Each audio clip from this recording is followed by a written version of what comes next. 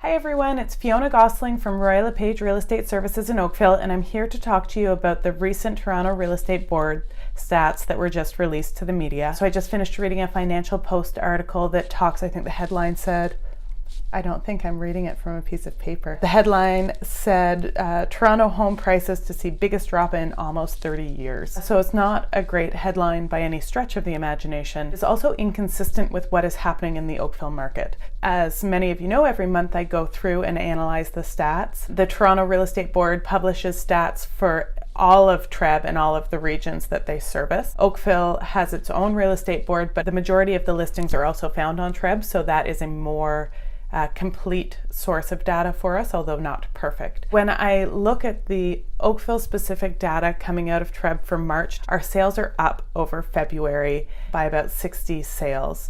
So in January we had 155 units sold, in February we had 231, and then in March we jumped to 290. So sales have increased in the Oakville market.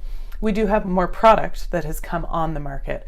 So in January, we only had 616 units to choose from, 778 in February, and then in March, we jumped up to 914. So that's also inconsistent with TREB on a whole.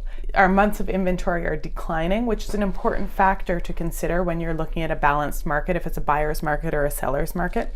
We're still in a seller's market. Right now we have 3.2 months of inventory.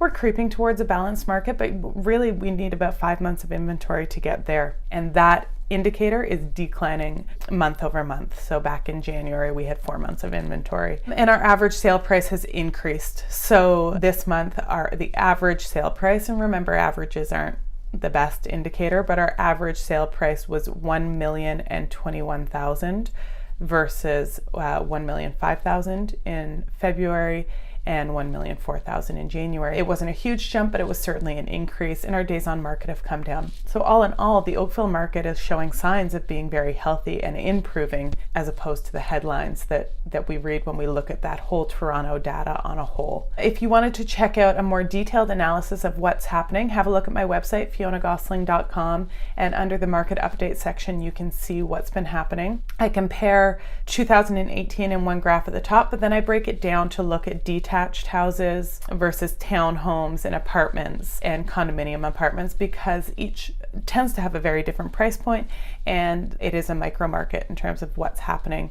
And finally, on that page, I publish or I break out what's been happening in each specific neighborhood, because I've had a lot of conversations with sellers in the last few months that are moving neighborhoods and seeing that certain things aren't selling in their neighborhood, but are moving quite quickly in other neighborhoods. There are certain pockets that are more sluggish than others still, but things that are priced properly are selling across all neighborhoods. If you had any specific questions, please don't hesitate to ask. I'm always happy to answer any questions you might have. Have a look at those stats and let me know if you have any questions. I'd love to hear your comments.